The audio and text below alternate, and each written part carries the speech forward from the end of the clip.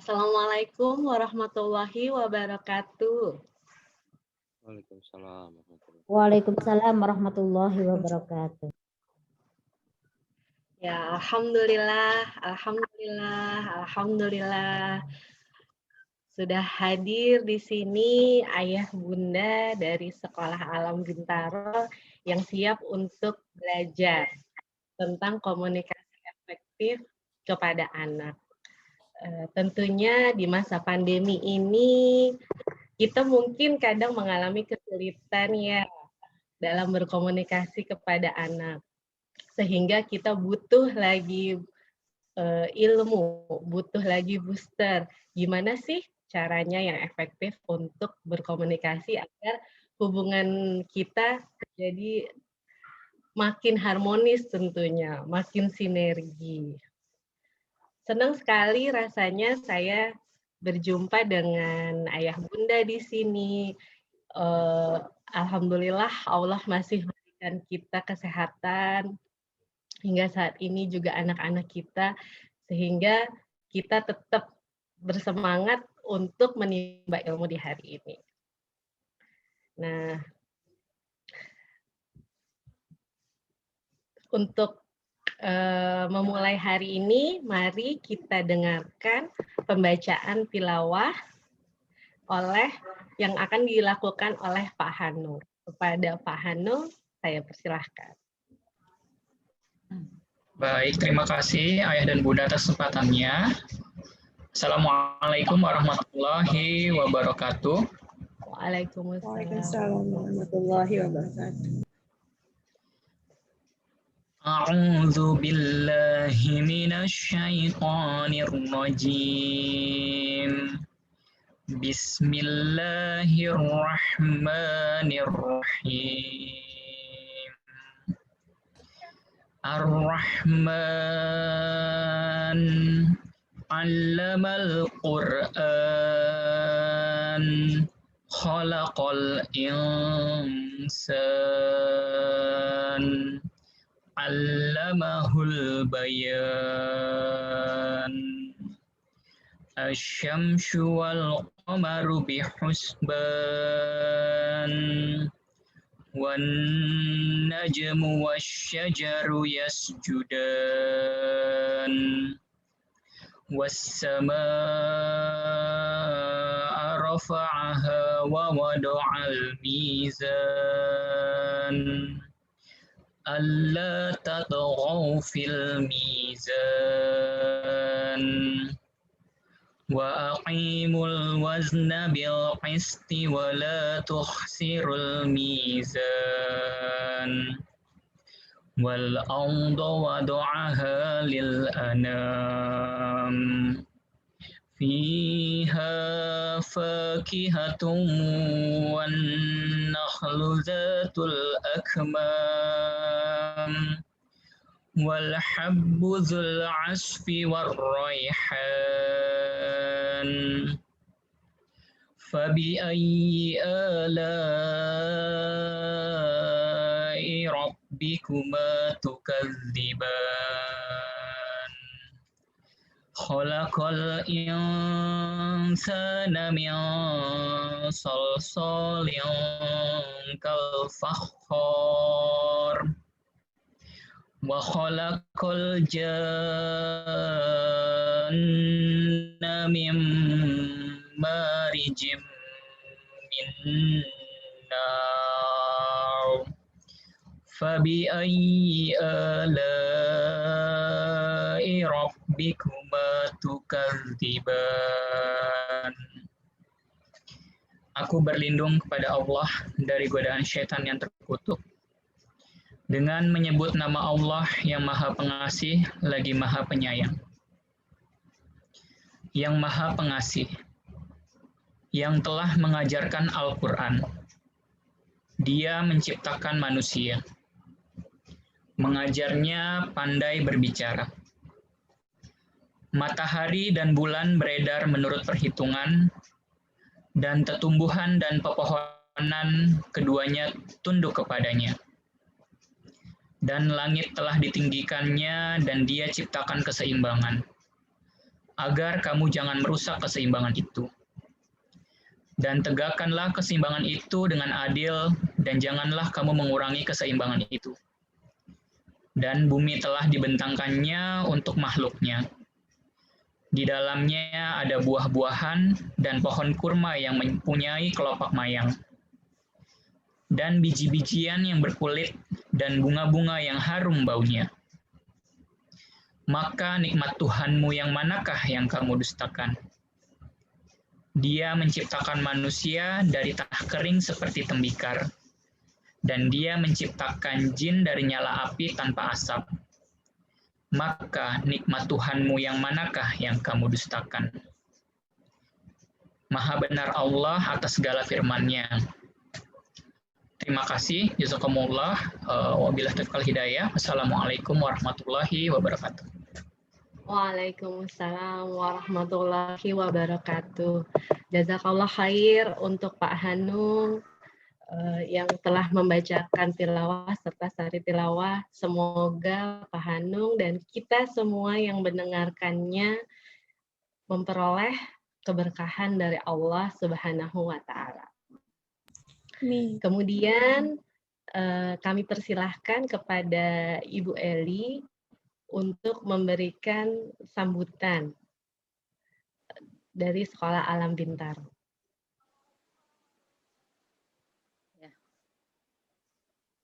Bismillahirrahmanirrahim. Assalamualaikum warahmatullahi wabarakatuh. Waalaikumsalam warahmatullahi wabarakatuh. Ya. Alhamdulillah, syukur pada Allah yang sudah memberikan kita banyak nikmat hari ini. Sehingga kita bisa bertemu di sini. Salawat dan salam kita hanturkan kepada Muhammad SAW beserta sahabat dan keluarganya. Sebelumnya saya ucapkan terima kasih kepada ibu-ibu, bapak panitia ya dari manajemen dan dari komite yang sudah menyelenggarakan acara ini. Juga kepada Ustazah Hamdiah. Apa kabar Ustazah? Kedengeran nggak? Suaranya kecil ya? Alhamdulillah. Enggak, bagus Bu. Keren. Bagus, alhamdulillah. Surabaya aman ya Bu ya? Aman tidak aman sama aja pandemi. Aman tidak aman ya dari Surabaya ya. Alhamdulillah. Terima kasih sudah bersedia share di sini ya, insya Allah dengan tema gimana mengatasi stres pengasuhan ya. Mudah-mudahan dengan pengalaman yang banyak dari Ustazah di Sekolah Alam Insan Mulia ya di Surabaya bisa share ke kita semua. Gimana yang berkomunikasi karena praktisi ya dulunya ya aktif jadi guru kan artinya bisa share untuk kita lebih baik lagi dalam berkomunikasi. Jadi Ustazah kita ini ada kegiatan di home based learning ya, pembelajaran dari rumah ini base rumah di Sabin. Ada beberapa kegiatan seperti ekoterapi, PJJ itu kan biasa ya virtual, kemudian ada home project dan lain-lain. Salah satunya adalah parents collaboration. Jadi kegiatan ini terselenggara atas kerjasama manajemen sekolah dan orang tua. Nah, harapannya ini bisa jadi ini ya ada program rumah, teacher home visit, home project, bubble, ekoterapi, virtual active learning, dan parents collaboration. Makasih Bu, sudah di ini gambarnya ya. Mudah-mudahan ini rutin ya. Ini yang sudah ke-6 kalau nggak. Jadi bisa support dalam membimbing dan membersamai anak-anak juga kita fasilitas berkomunikasi lebih baik dengan orang tua. Mudah-mudahan ini bisa membantu ya orang tua kita semua ya untuk di pandemi ini kita lebih produktif.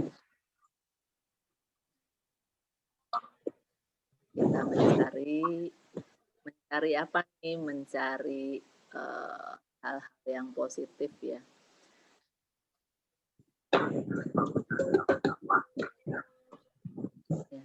Hal positif apa yang bisa kita lakukan. Artinya dengan komunikasi yang efektif ini, komunikasi mengurangi stres ya, kita nanti bisa mengurangi banyak barrier ya. Kita tetap sehat ya, sehat menghadapi pandemi ini. Mungkin itu saja dari saya. Sekali lagi terima kasih. Mudah-mudahan ini bisa membawa banyak kemanfaatan. Ya.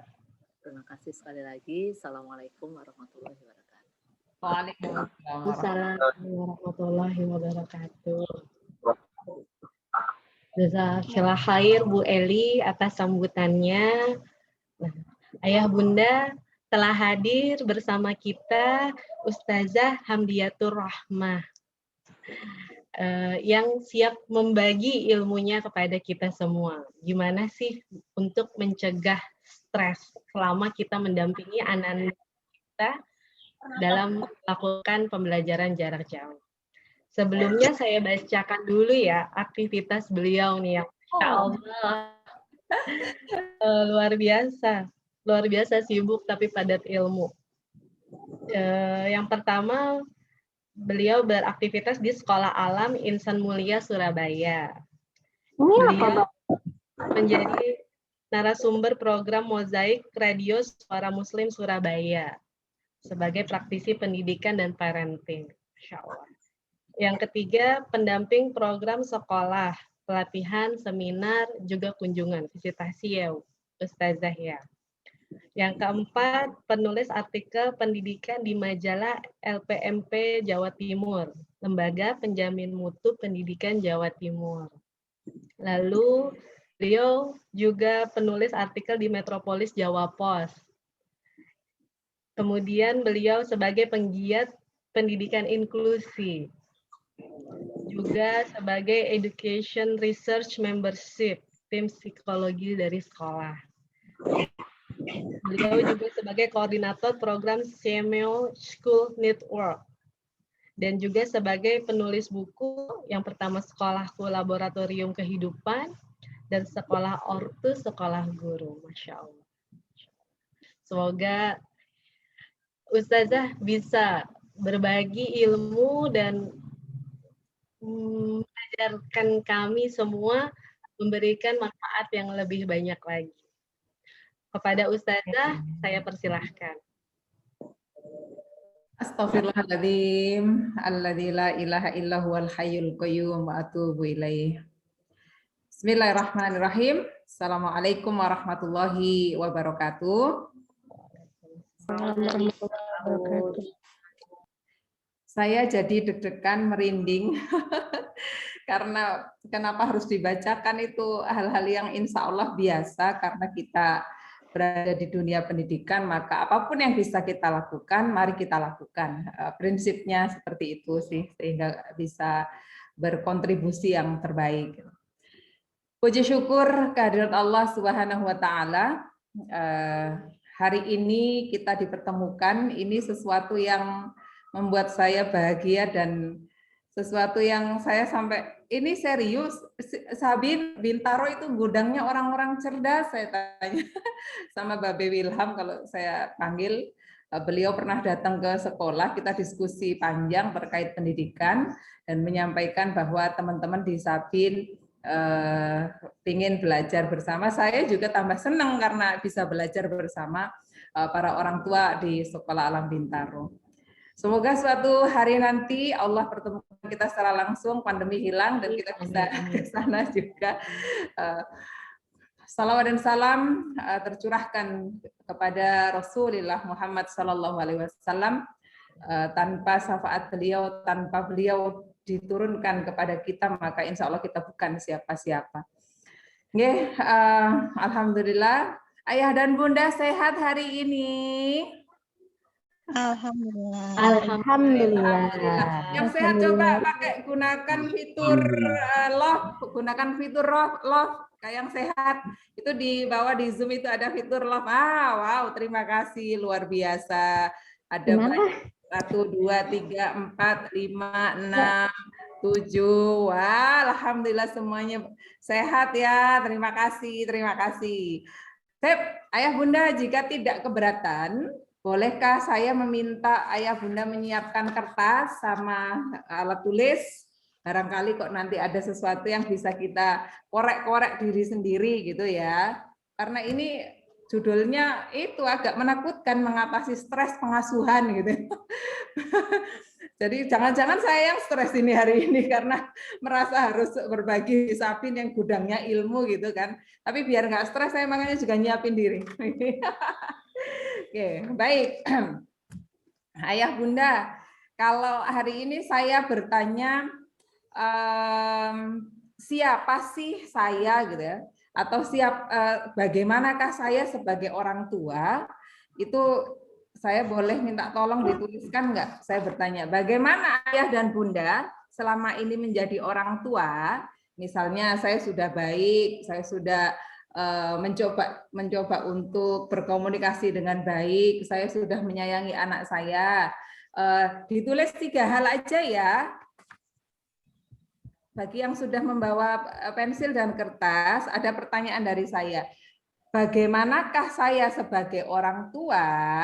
Jawabannya monggo ditulis dulu. 3 hal saja. Misalnya, kalau saya kurang sabar misalnya. Bagaimana Mama sebagai orang tua? Jawaban kalian bagaimana? Boleh jujur. Oke, terima kasih. Betul. Kalau yang tidak bawa kertas boleh langsung di ruang chat, kayaknya tidak disable deh.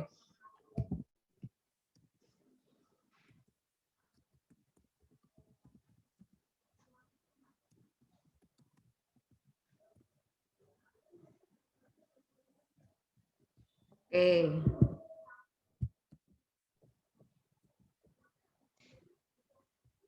Everyone meeting. Yap, bagaimana saya sebagai orang tua? 3 hal saja.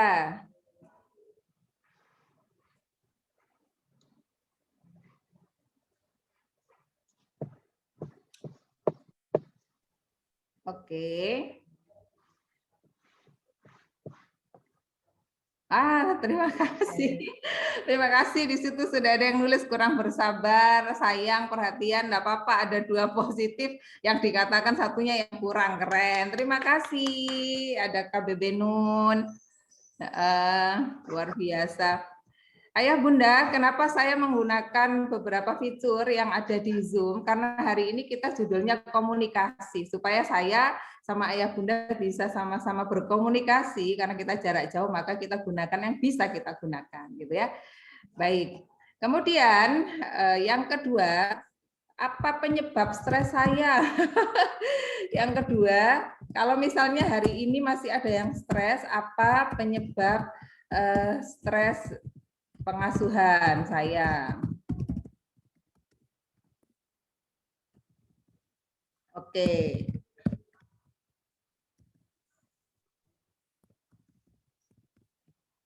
Wow, luar biasa. Ada yang demokratis. Ada 2 kata ya yang masih sama di sini, kurang sabar. Saya juga bukan orang yang sabar kok, tapi mencoba belajar untuk sabar. Saya kalau sama Fasil, manggilnya Fasil ya, Kak Eka. Oke. Saya manggil Mbak aja ya. Ya, boleh.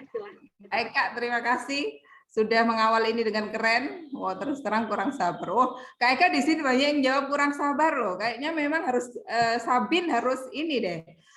Jualan sabar ini. Oke, penyebab stresnya juga ada yang kurang sabar. Oke, balik cerewet. Oh, luar biasa, luar biasa. Ekspektasi yang terlalu tinggi terhadap anak-anak. Nah, ini perlu ditulis loh, kawan-kawan Sabin. Jadi nanti bisa kita rumuskan apa yang bisa kita lakukan untuk membantu orang tua kita itu. Jadi insya Allah ini bisa di copy kok nanti jawaban-jawaban ini. Wah, menarik. Ada yang tulisannya kurang konsisten, betul. Karena konsistensi itu kadang-kadang membuat kita capek juga ya. Oke, good. Pengasuhan masih perlu skill untuk mengelola manajemen. Oke, baik. Yes, baik. Saya hitung mundur 10 ya, Bapak Ibu. 10, 9, 8, 7, 6, 5, 4, 3, 2, 1. Oke, terima kasih. Baik, yang masih pengen chat ditahan dulu, nanti ada pertanyaan lagi dari saya konselor. Oke, baik, terima kasih. Ya, izinkan saya share screen. Nanti mungkin saya akan share off begitu ya, karena nanti mohon tidak keberatan juga menyaksikan beberapa contoh dari video-video yang akan saya berikan hari ini. Terima kasih luar biasa. Baik, bismillahirrahmanirrahim. Saya akan coba share screen dulu di sini. Nanti nggak usah pakai itu. Ya. Baik. Oke, dari gambar ini ada yang mau berbicara dulu. Mengapa saya memilih gambar ini ya? Silahkan yang mau ini pakai raise hand dan dibuka ininya mikrofonnya supaya bisa memberikan opininya. Ada? Karena insya Allah setiap kali apa yang kita lakukan itu seharusnya ada sebabnya, gitu ya, ada historinya gitu. Nah, baik, kalau ayah bunda belum kira-kira menebak isi ini saya soalnya menebak isi pikiran saya.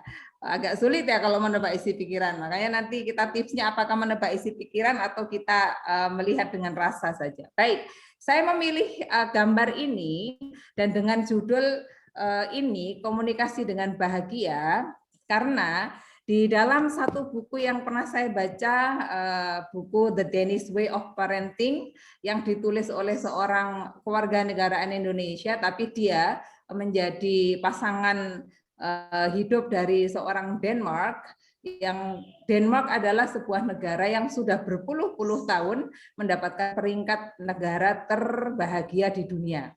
Nah, saya memilih komunikasi dengan bahagia karena nanti ketika kita para orang tua ini bisa bahagia, kemudian membuat anak-anak kita bahagia, anak-anak yang bahagia itu akan tumbuh menjadi orang dewasa yang bahagia.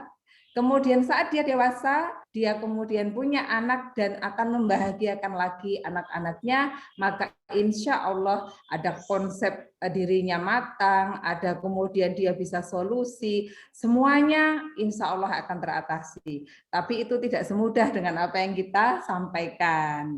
Oke, baik. Berikutnya, menurut data di beberapa media, saya mendapatkan ini. Beberapa tahun terakhir ini ada banyak anak yang mengkonsumsi Ritalin. Ritalin ini salah satu zat yang untuk membuat konsentrasinya lebih bagus, fokus, lebih banyak digunakan oleh anak-anak kita yang istimewa, khususnya di ASD sama autisme. Nah, apa yang terjadi? Apakah karena makanannya atau karena apa? Ini ternyata juga terjadi karena pola asuh kita dan ketidaktahuan kita tentang apa yang harus kita lakukan kepada anak-anak kita. Kemudian yang kedua ini 300 juta orang mengalami depresi. Ini di luar pandemi juga ini penelitiannya. Yang kemudian 40 detik terjadi kasus bunuh diri.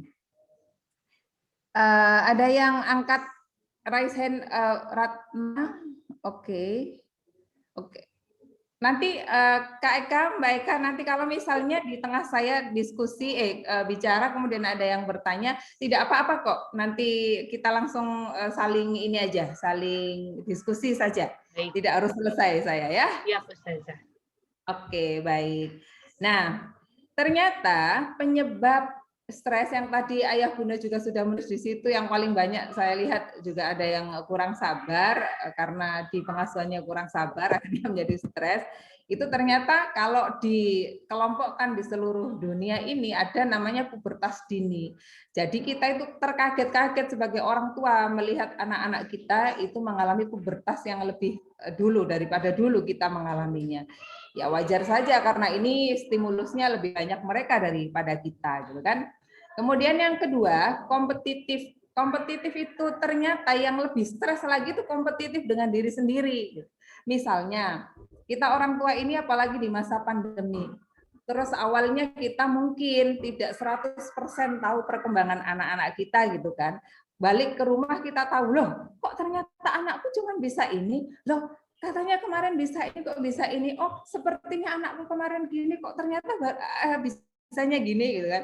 Akhirnya kompetitif pada diri sendiri. Wah, kalau nanti orang tua lain tahu kalau anakku nggak bisa begini, gimana dong? Aku kan malu gitu. Itu namanya kompetitif dengan diri sendiri itu di situ. Kalau kompetitif dengan orang lain, saya kira itu lebih jelas bahwa kita pengen anak-anak kita pasti lebih baik dari orang lain. Tapi ketika itu tidak selesai di dalam diri kita untuk menyelesaikan kompetisi di dalam diri kita sendiri, akhirnya ya memang keluar tidak sabar, kemudian keluar juga capek, kemudian akhirnya menyalahkan anak-anak gitu kan. Itu baik di usia TK sampai usia SMA itu, apalagi SMA. Jadi kayak lihat kok setiap hari dia cuma pegang HP aja gitu. Ya padahal memang waktunya daring gitu. Ya, yang ketiga bahasa di sekeliling kita. Nah, kita memang tidak bisa meminta orang lain semuanya sama dengan kita, itu pasti. Sehingga bahasa-bahasa di sekeliling kita itu menyebabkan stres. Caranya supaya tidak stres harus ada filternya. Baik, itu saya bisa lakukan, ini saya tidak bisa lakukan, maka saya tidak akan menjadi orang yang selalu seperti yang dipikirkan orang. Maka saya akan menjadi diri sendiri. Balik lagi, kita punya Allah, kita cinta Rasulullah, maka disitulah kemudian kita tidak akan terganggu dengan bahasa sekeliling kita. Kemudian keinginan berprestasi, pasti ya setiap orang tua pasti ingin kita sendiri berprestasi, anak-anak kita juga berprestasi. Nah, oleh karena itu Ayah Bunda, kali ini saya ingin ada yang berbaik hati atau minimal Mbak Eka lah untuk membantu saya membaca ekspresi anak ini.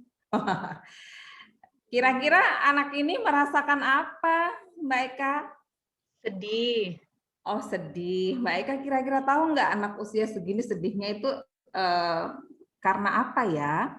Merasa tidak dimengerti perasaannya atau kesulitan menyampaikan perasaannya. Oke, jadi dia hanya bisa berekspresi sedih ya.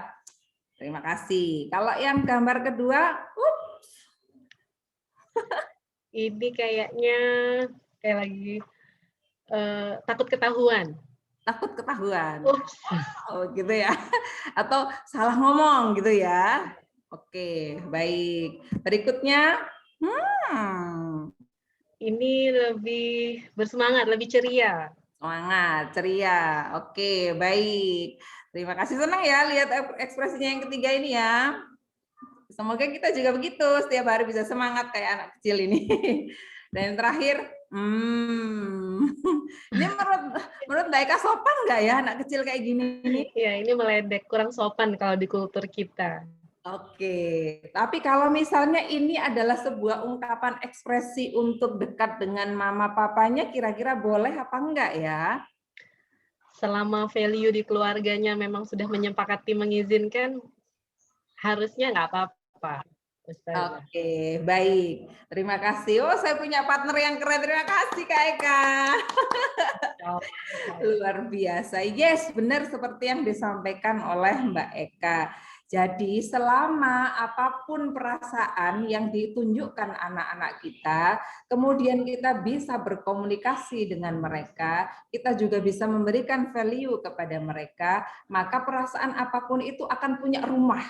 dan rumahnya itu yang rumahnya surga gitu, rumahnya kembali. Dia mau sedih kayak, dia mau maaf misalnya itu agak kesalahan terus bohong gitu ya. Misalnya dia dalam tanda kutip kita katakan nakal atau anak yang standar ceria setiap hari, pasti itu butuh wadah juga. Dan wadah pertama yang harus kita berikan adalah kita para orang tua gitu. Baik, alhamdulillahirabbil alamin. Sekarang ayah bunda, saya stop dulu biar saya tahu wajahnya ayah bunda. Sekarang saya boleh nggak minta tolong ayah bunda kembali menulis? Menulisnya apa? Kira-kira kesuksesan dari diri ayah bunda yang sudah diraih selama ini apa sih? 5 saja kalau kesuksesannya 5 ayah bunda. Misalnya saya sukses sudah mendapatkan generasi baru, misalnya anaknya awalnya laki-laki terus dapat perempuan, itu bisa jadi sukses juga. Kemudian apa ya? Mendapatkan hadiah. Atau kemudian apalagi, monggo silahkan, saya tunggu di kolom chat juga boleh, 1 menit ke depan dituliskan sukses saya apa ya. Kalau saya misalnya sukses kemarin tulisannya bisa masuk di media misalnya begitu, sukses saya bisa bertemu dengan teman-teman di Sabin. This is a big success of me, really, saya sangat bahagia. Ya, ini adalah kesuksesan saya. Baik, 1 menit ya. Baru 15 detik kok, masih banyak sekali. Kak Eka juga boleh nulis, apakah menjadi bagian dari Sabin adalah kesuksesan? Boleh. Pada usia kecil juga boleh loh. Kak Eka ditulis, misalnya, oh waktu kecil aku dapat piala, atau dapat hadiah apa gitu, boleh ditulis. Oke. Oh, terima kasih, anak saya nggak pernah bantah saya. Oh, alhamdulillah. Ini Bunda Sera ya. Oke, nice. Baik. Terima kasih. Siap resign dari pekerjaan sehingga meluangkan. Oh, luar biasa ya Allah, senangnya. Resign itu loh sukses luar biasa. Sabin ini memang wow, dikarunia Allah anak-anak perempuan yang ceria, menurut, wah luar biasa sukses berhenti bekerja dan karena permintaan anak, alhamdulillah, karena anak bahagia, orang tua sukses. Sabin, kalian luar biasa. Ini luar biasa, subhanallah. Luar biasa menerapkan kesehatan keluarga sampai saat ini, bismillah. Wow, luar biasa. Luar biasa. Oh, banyak yang sukses luar biasa. Baik, kalau ini saya lanjutkan sampai 5 menit gitu kayaknya penuh ini nanti kesuksesannya. Nah, sekarang ayah dan bunda coba dilihat lagi. Kesuksesan yang ayah bunda raih yang ditulis itu ternyata didukung oleh sifat kita yang mana ya? Apakah sifat kita yang malas-malesan? Apakah sikap kita yang suka apatis dulu sama orang? Coba ditulis lagi. Ataukah misalkan, oh saya sukses ini ternyata saya karena saya itu nggak suka baca, nggak mungkin kan? Ya oke. Ditulis sifat yang mendukung ayah dan bunda mendapatkan kesuksesan itu. Kalau berhenti bekerja itu adalah pilihan yang sangat ini ya, sangat berat ya bagi saya juga kayaknya ya. Tapi ada yang keluar kerja hanya karena permintaan anak, ini luar biasa ini. Wow, ini menambah energi saya bahwa kita harus sering diskusi kayak gini nih. Luar biasa. Kakak sudah bisa bangun sholat subuh. Oh, luar biasa. Menjadi diri sendiri, menimba ilmu. Terima kasih Kak Eka, berani melawan arus yang value-nya berbeda. Oh, ini jawaban yang dalam banget ini. Melawan arus dan value yang berbeda. Ini bisa-bisa melawan apa ini? Jangan melawan negara ya, nanti bahaya. Oke, baik. Oh, nice. Baik, memberi contoh istiqomah, luar biasa. Baik, kita tepuk tangan dulu. Atau kalau nggak bisa tepuk tangan di sini, kita boleh pakai fitur raise hand. Ada fitur tepuk tangan di sana. Yeay. Alhamdulillah. Kayak saya ngajar anak-anak ya, tapi tidak apa-apa, insya Allah. Ini biar sama-sama semangat. Baik, kita akan kembali lagi ke share saya. Di sini sudah sampai di perasaan. Nah, ternyata memang ayah dan bunda, perasaan itu ada hubungannya loh. Hubungannya dengan apa? Perasaan itu mempengaruhi pikiran kita. Insya Allah ini kita semua sudah tahu dan ini memang sudah sering disampaikan di banyak parenting. Kemudian setelah perasaan mempengaruhi pikiran kita mempengaruhi perilaku kita. Sedangkan perilaku kita itu membentuk kebiasaan kita. Dari kebiasaan terbentuklah karakter kita. Dan karakter kita telah dan akan menentukan nasib kita masing-masing. Nah, saya sampaikan dan senang membaca kalimat ini itu karena kadang-kadang kita itu lebih membaca pikiran anak daripada membaca perasaannya anak gitu. Sehingga misalnya anak kita tadi kayak ekspresinya sedih, terus kita mikir oh dia paling itu marah sama saya karena tadi pagi nggak dikasih uang jajan misalnya.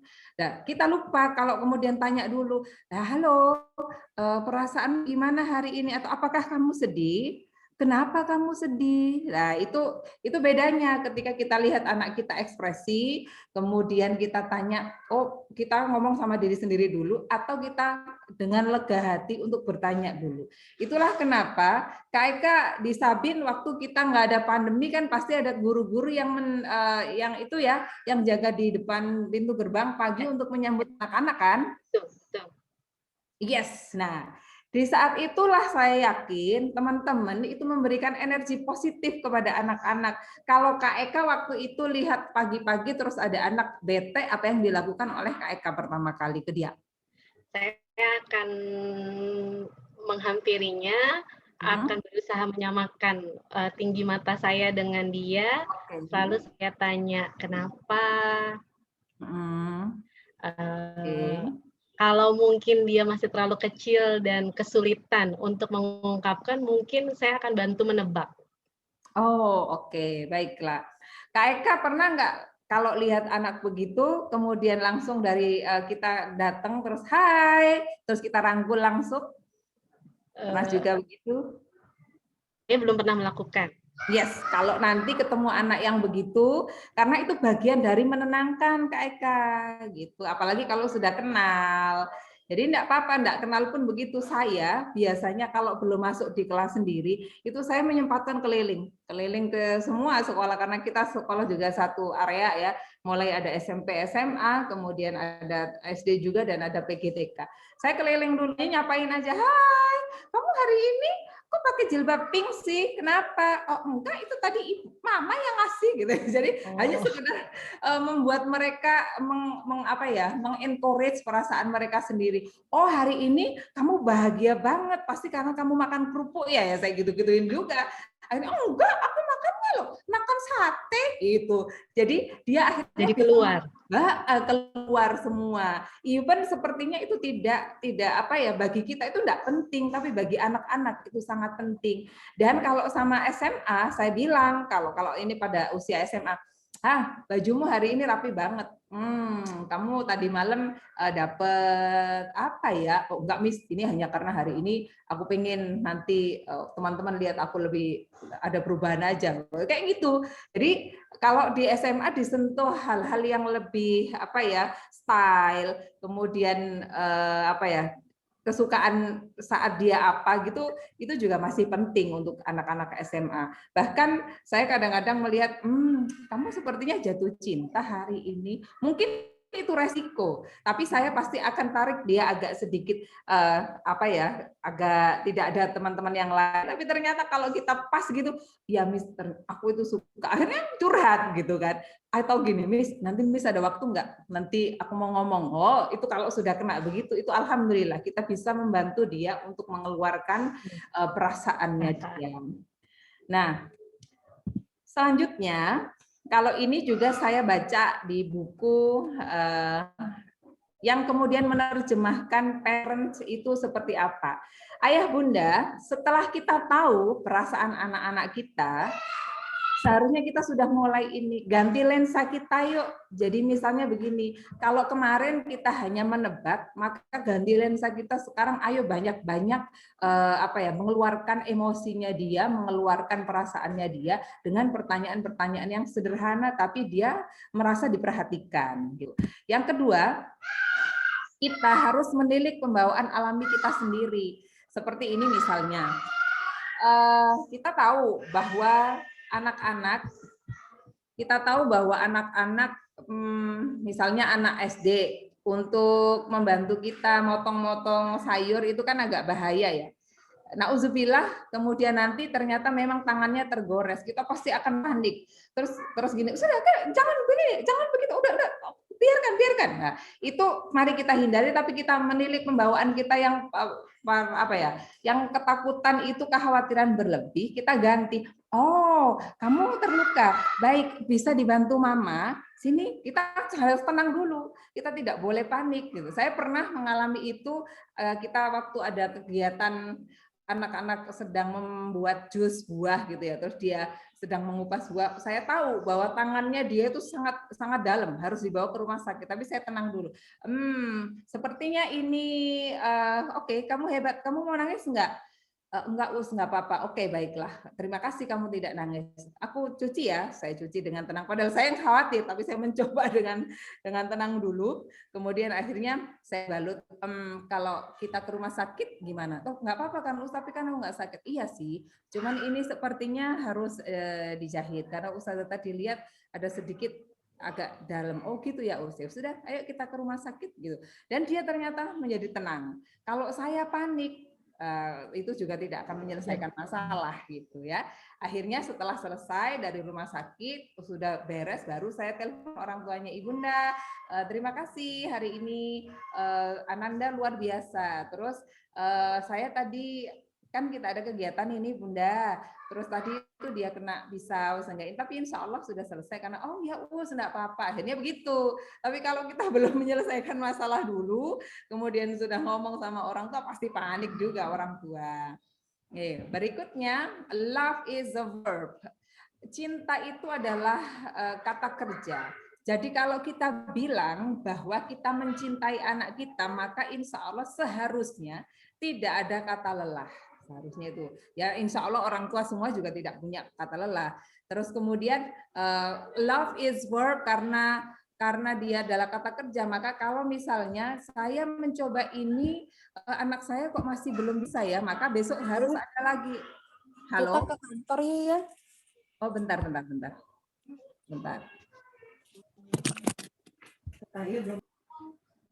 Apakah suara saya masih kedengar? Masih, Ustazah. Oh, baik, siap. Baik. Nah, berikutnya, karena kata cinta itu adalah kata kerja, maka kita harus selalu mencari cara supaya cinta kita itu tersampaikan kepada anak dengan sempurna. Berikutnya, let's to be a parent. Nah, parent itu kita diartikan sebagai ini, ada play, ada authenticity, ada reframing, empati, no ultimatum, dan togetherness. Jadi kalau kita merasa bahwa permainan itu hanya sebuah relaksasi dari kegiatan kita yang penat, itu Bapak Ibu hanya akan mendapatkan satu side saja atau satu sisi saja.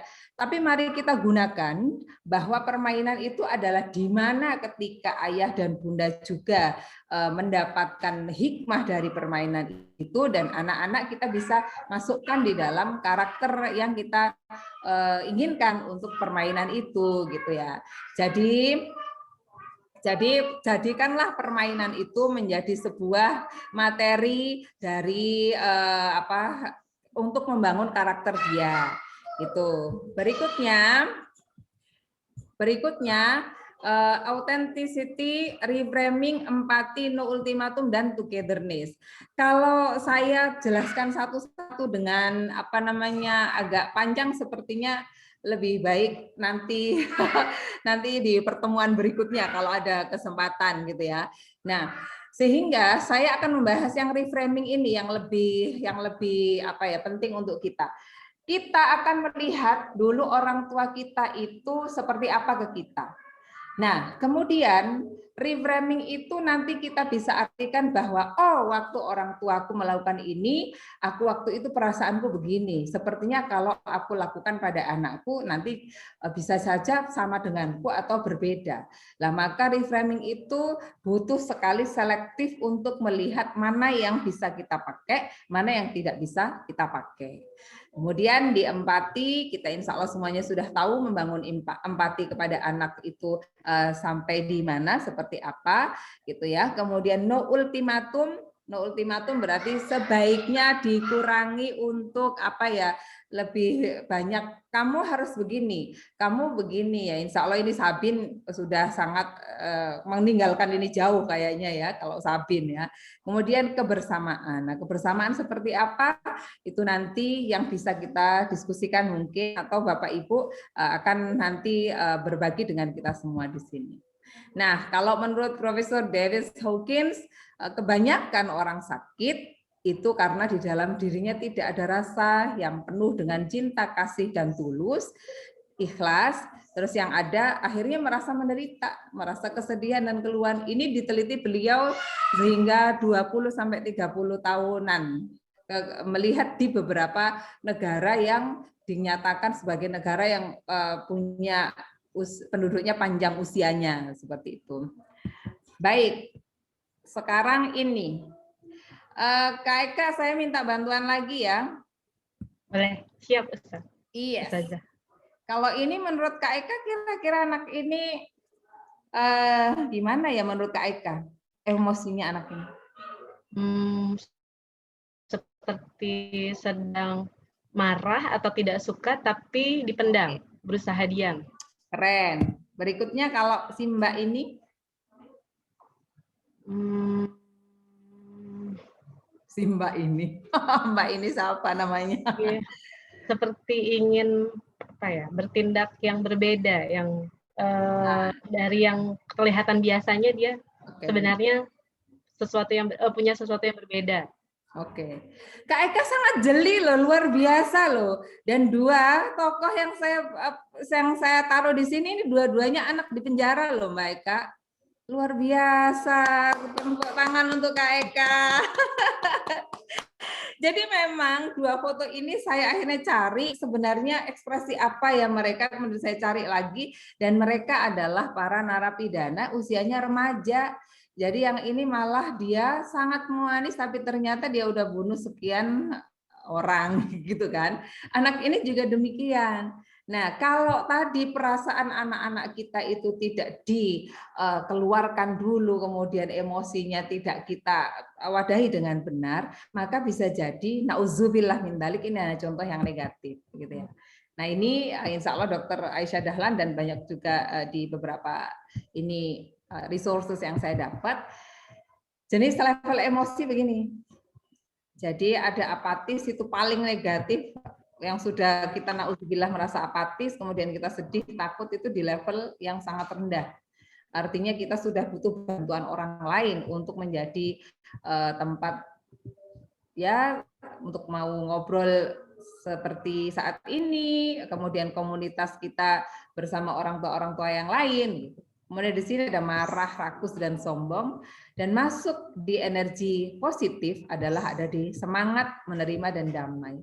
Nah, kedamaian ini pasti ada sisi spiritual yang insya Allah semua sekolah alam akan mengedepankan ini. Bagaimana kemudian sekolah alam itu menaruh karakter ketauhidan itu yang nomor satu. Karena damai tidak mungkin datang dari yang lain kecuali dari Allah Subhanahu wa taala. Karena damai tidak mungkin karena kita mencintai makhluk-makhluk yang tidak disukai Allah. Maka damai inilah yang hanya diberikan Allah untuk kita semua. Baik, dari sini mungkin jika masih ada yang mau tanya juga enggak apa-apa loh, Ayah Bunda. Tidak masalah kok. Oke, belum ya? Ini dilanjutkan dulu Kak, Mbak Eka? Boleh silahkan lanjut. Oke. Atau saya tanya dulu sebentar. Ayah Bunda, kalau ada yang hendak ditanyakan, khawatir keburu lupa, Ya, boleh. Silahkan tanya kepada Ustazah. Betul, kalau misalnya pengen itu dulu. Tapi kalau nggak ada, berarti Ustazah boleh silahkan lanjutkan. Oke, gitu ya. Saya putar film dulu sebentar ya. Ya, nanti kita tahu ininya. Ini ada satu yang raise hand, Ustazah. Oh ya, baik, boleh silahkan.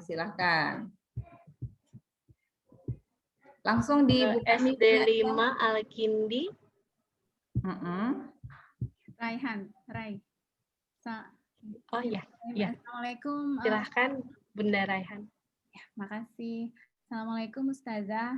Waalaikumsalam Bunda.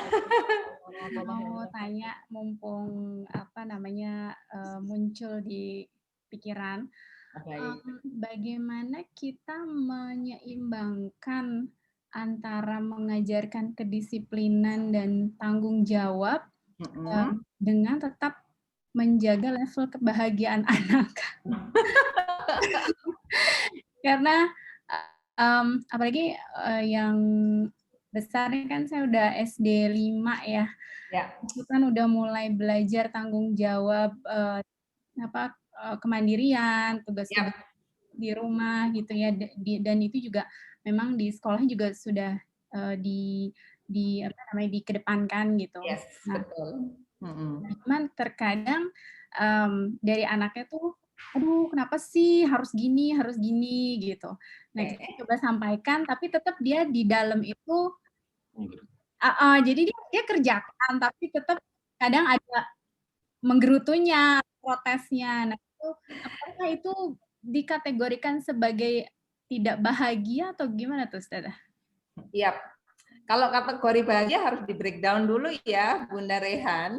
Tapi boleh saya tanya, apakah di rumah Bunda sama Rehan dan Ayah juga sudah punya kesepakatan? Misalnya di masa pandemi ini, kalau sudah mulai membuat jadwal, misalnya pagi dia bagaimana, jam sekian bagaimana, terus kita tanya konsekuensinya apa, sudah pernah duduk bersama begitu? Kalau jadwal kasar ada sih Bu, tapi nggak setiap saat kaku seperti jadwal. Yes. Gitu. Betul.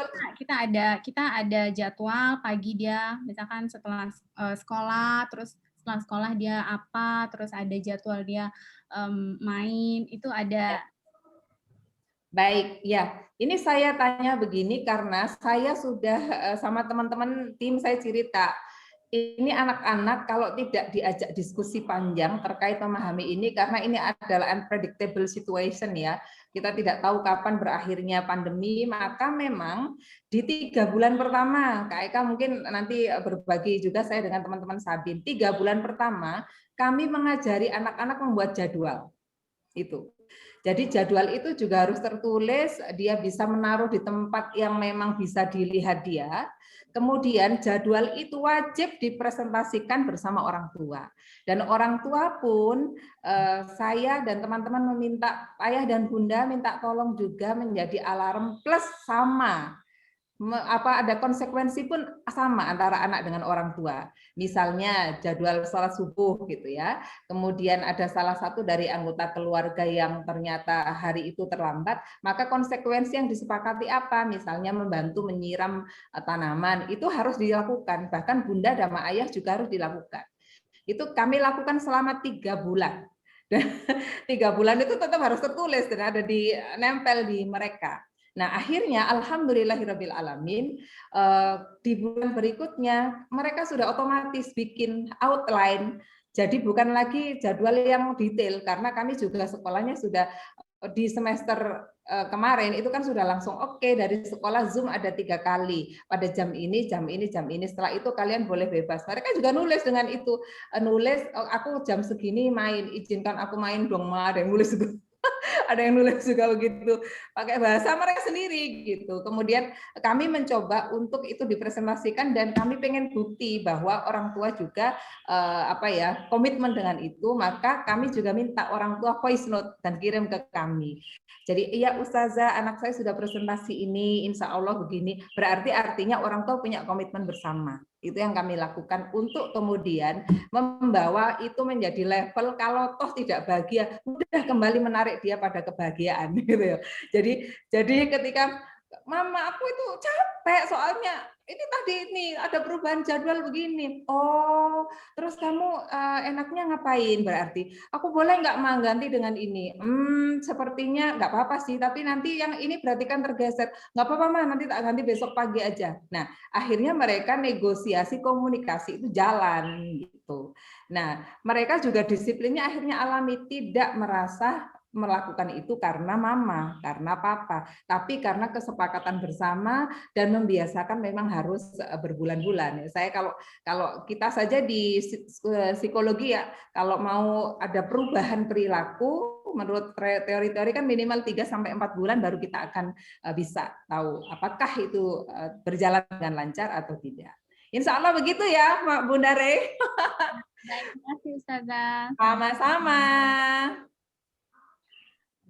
Baik Ustazah, selanjutnya ini ada yang raise hand juga dari Bunda Rezina. Bunda Rezi. Silahkan Bunda Rezin. Kayak saya ingat di radio nih, talkshow radio. Baik, silahkan. Ya, Assalamualaikum Ustazah. Waalaikumsalam warahmatullahi wabarakatuh. Sehat ya Ustazah. Ya, alhamdulillah. Ya, ini saya ingin menanyakan mengenai mungkin sedikit agak melenceng dari tema, tapi berkaitan dengan tadi ada slide-nya bahwa yang stress level tadi ya, Ustazah, yang mulai dari negatif sampai ke positif. Nah, yang ingin saya tanyakan, apakah itu hal yang umum terjadi dalam semua tingkatan usia atau bisa jadi dia naik turun gitu Ustazah, karena saya mengamati perkembangan anak-anak saya mulai mereka ya dari lahir sampai ini kan sudah ada yang mau SMA. Nah ini jadi dalam kurun waktu usianya itu sepertinya kalau saya amati dari slide yang Ustazah tampilkan itu sepertinya dia naik turun gitu, dan ini saya sempat berpikir dan mempelajari apakah ini karena memang dia di usia-usia mau pra remaja seperti itu. Benar sekali. Itu Ustazah, terima kasih. Benar sekali Bunda Rezina, panjenengan luar biasa. Jadi kalau di semua penelitian psikologi itu mengatakan yang rentan mulai stres itu memang usia remaja menuju ke dewasa, kemudian apalagi di masa 2 tahun ini 67,8% itu terjadi pada dewasa. Nah ini saya hanya akan menceritakan saja, nanti boleh mengambil kesimpulannya. Karena kemarin saya baru saja diskusi dengan seorang bunda, punya 2 putra, satunya sudah kuliah semester 2 di ITB, kalau tidak salah semester 2 atau semester 3, pokoknya sekarang di ITB, satunya masih mau masuk di kuliah gitu. Nah, saya kenal betul keluarga ini karena kami sebagai hubungan guru dan murid, guru dan murid, guru dan orang tua, kami seperti saudara gitu ya. Sehingga kemarin tiba-tiba saja beliau, Ustazah ada waktu enggak? Kenapa, Mem? Enggak, lama aja nggak ketemu, soalnya kan sudah nggak di Saim juga, jadi saya pengen ngobrol gitu. Tapi saya merasa pasti beliau butuh untuk mendengarkan seperti itu. Nah, 2 putra ini sangat berbeda. Satunya itu, nggak usah disuruh mas, semua dia selalu dapat ranking 1 gitu kan, sampai di ITB mudah aja. Yang satunya ini kelebihan apa ya? He has a high level in brain, jadi sangat cerdas. Nah, kecerdasannya ini tidak banyak yang bisa menjadi partner untuk ngobrol gitu ya. Lah, saya kira beliau akan bercerita tentang anak yang superior ini. Ternyata bukan. Ternyata beliau cerita tentang anak yang malah sudah settle di awal sampai di ITB. Pernah di usia SMA itu, Bunda, ternyata itu sampai harus orang tua atau bundanya itu sampai harus menampar. Itu karena sesuatu yang sangat, bagi saya waktu itu dikasih cerita itu kayaknya ini semuanya bisa diurai dengan komunikasi yang baik.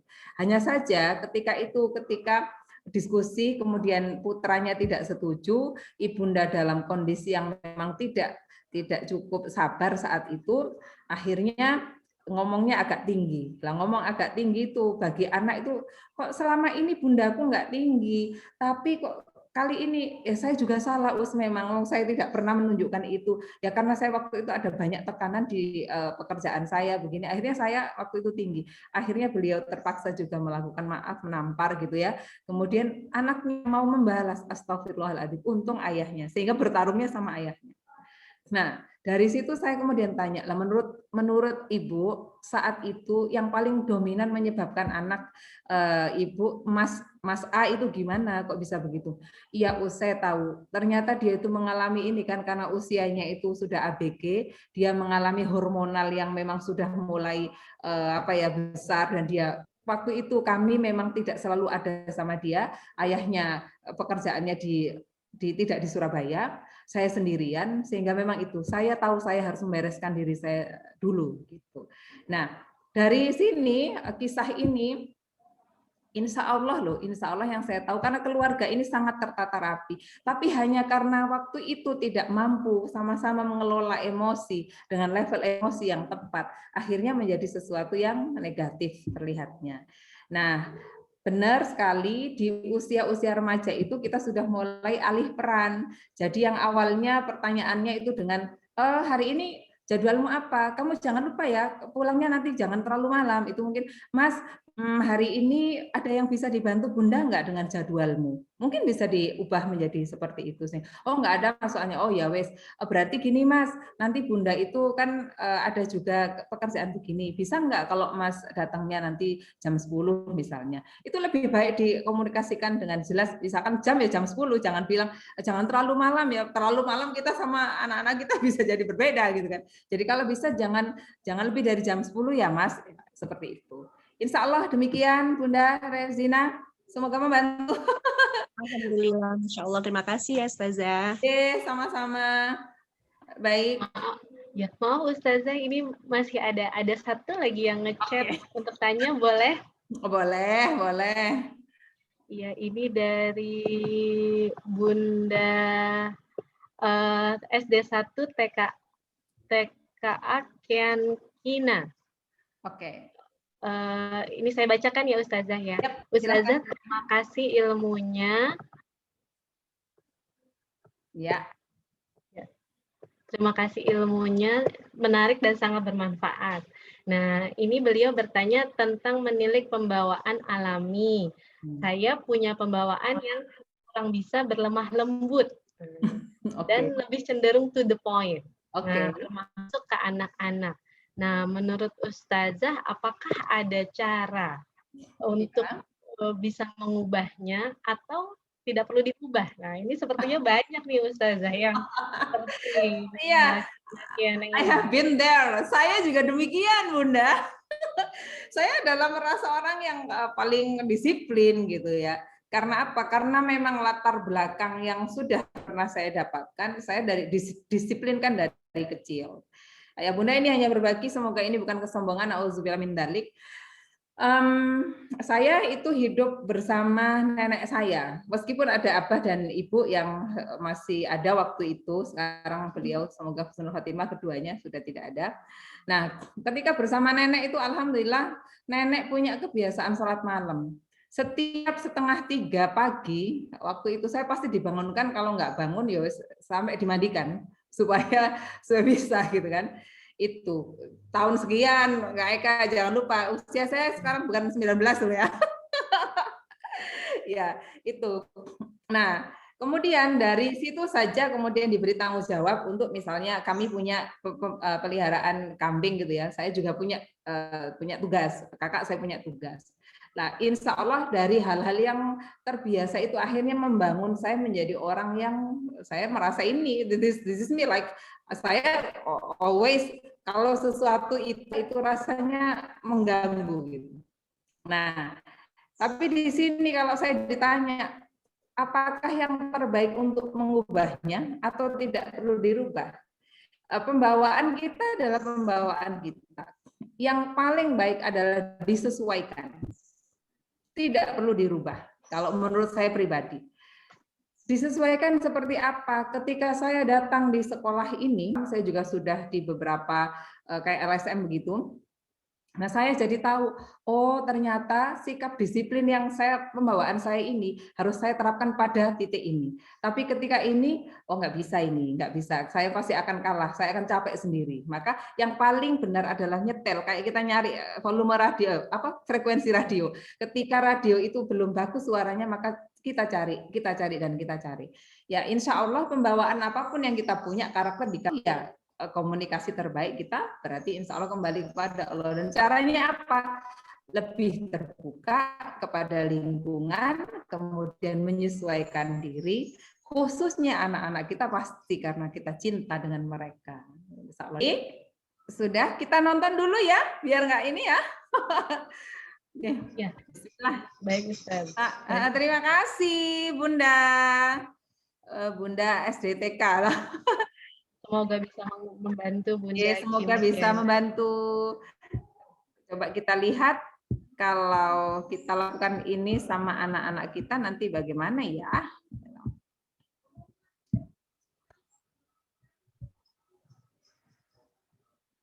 Oke. It's okay. You got it? Pick it up with your big Suaranya keluar kan, Kakak? Keluar Ustazah. So bring it over here to the shop. Boys can be loving. There you go. Fast. I need you to be brave, okay? Gotta go. Boys can be shy.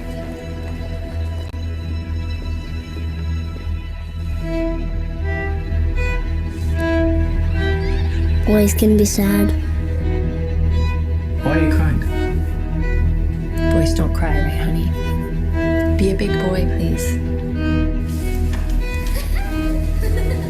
Boys can be self-conscious.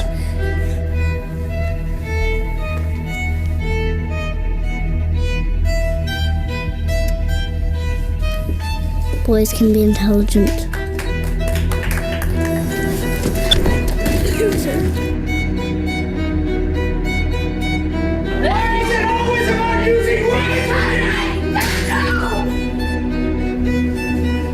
But boys can't be afraid.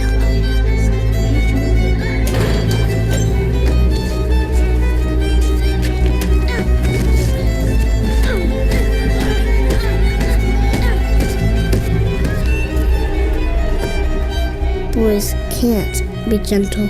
I don't understand what the big deal is. I mean, isn't this just boys being boys?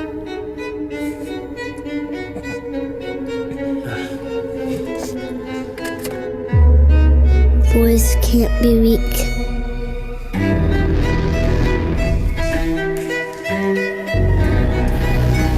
Boys can't be timid.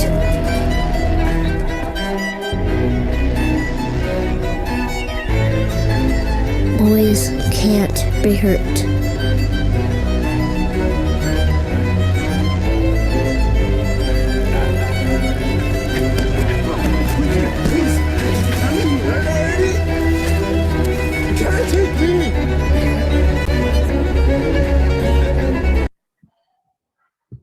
Oke, saya hentikan di situ.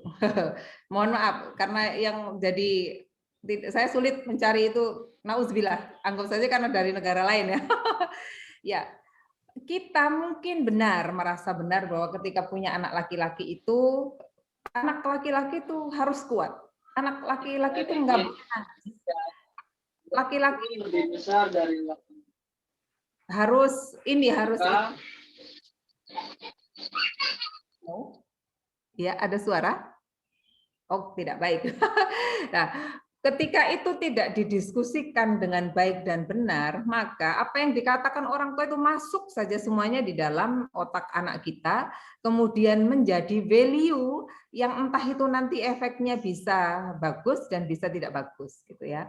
Nah, di akhir kisah film itu tadi, akhirnya dia menjadi penjahat, Bapak Ibu, gitu.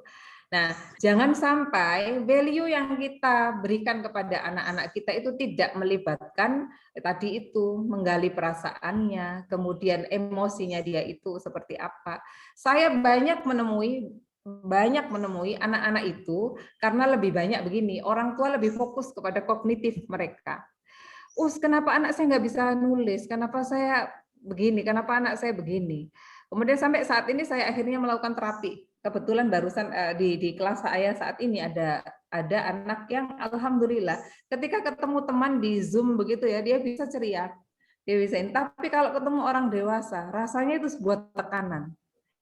Kemudian orang tuanya merasa itu ada sesuatu. Saya coba melalui Zoom juga sih, karena kita tidak boleh ketemu. Saya melakukan treatment selama 1 bulan. Ini giginya mana? Kesimpulan saya di awal, karena emosinya tidak terluapkan dengan benar. Dan saya hanya menebak, dan tebakan saya ternyata benar ketika saya tanya kepada ayah ibunya, Bapak dan Ibu, apa mana? Ya setiap hari itu memang kami itu kan membuat dia bertugas untuk menjadi alarm bagi kakaknya. Jadi kakaknya yang kurang konsentrasi, bahasa kami secara psikologi ya maaf, mungkin ADHD atau di level-level itu ya.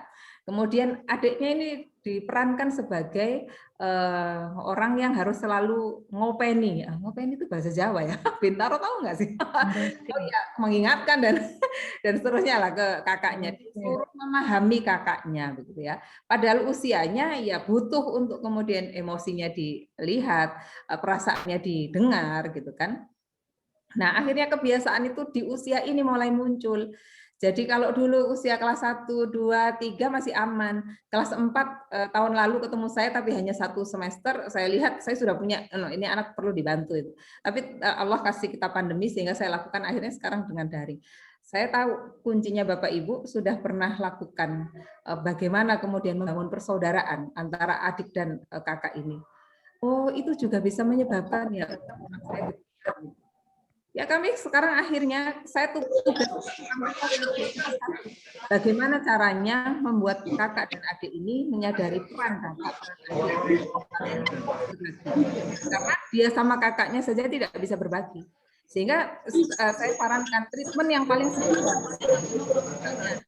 Adik diajak membeli sesuatu, adik harus bawa sesuatu untuk kakaknya, dan dengan kesadaran adik harus bilang, kakak ini aku tadi dibelikan mama, tapi aku beli 2, 1 untuk kakak. Kakaknya juga demikian. Dek, ini untukmu. Tadi aku keluar sama ayah, terus kemudian ini untukmu. Itu harus menjadi terapi untuk persaudaraan itu supaya tumbuh emosinya, supaya saling menghormatinya di situ. Karena akan sangat berbahaya. Saya itu pernah sampai ketakutan karena melihat satu kondisi di mana anak ini luar biasa baik, tapi karena emosinya itu selalu berada pada dinormalkan sama orang tuanya bahwa ini alhamdulillah keluarga kita itu keluarga yang baik, kita sudah alhamdulillah bisa berbagi sama orang, tapi tidak kemudian pada suatu saat membenturkan emosi itu dengan yang sesungguhnya, akhirnya keluarnya pada usia-usia yang tidak bisa kita prediksi. Gitu. Baik, saya coba untuk lihat lagi sampai mana kita tadi ya yang share screen-nya di level emosi ya. Bismillah. Nah, sehingga mana ini? Yes. Nah, yang dibutuhkan anak-anak kita itu kalau bisa ngomong baik dari level playgroup sampai level SMA itu butuhnya ini. Menunjukkan cara itu lebih baik daripada mengatakan cara. Jadi ini loh, bisa bikin teh gitu. Ini dibikin teh kayak gini nih kalau untuk usia anak SD. Tapi, kamu lihat mama bikin teh yuk, itu akan berbeda. Padahal kita cuma mengubahnya seperti itu saja. Kemudian mencintai dan buatlah mencintaiku dan membuatku rindu. Makanya di sekolah alam kita kan sering ada outing ya, kayak terus kayak ada mereka harus tidur di sekolah, mereka harus tenda di camping bersama bebas gitu ya. Nah, itu supaya ada rindu. Bapak Ibu harus rela, harus ikhlas, nggak perlu khawatir. Insya Allah teman-teman di Sabin itu sudah pakarnya untuk melakukan kegiatan itu. Sehingga ketika kerinduan di anak itu muncul, meski dipisah hanya sehari 2 hari saja, di saat ketemunya itulah Bapak Ibu harus menggunakan momen yang pas. Oh, Bunda sangat rindu padamu. Pengalamanmu kemarin gimana? Kamu bahagia nggak? Waktu itu ada waktu kamu sedih nggak waktu itu? Kenapa kok sedih? Itu lebih ke gali perasaannya. Kemudian ini tadi, karena kita sudah banyak ngomong,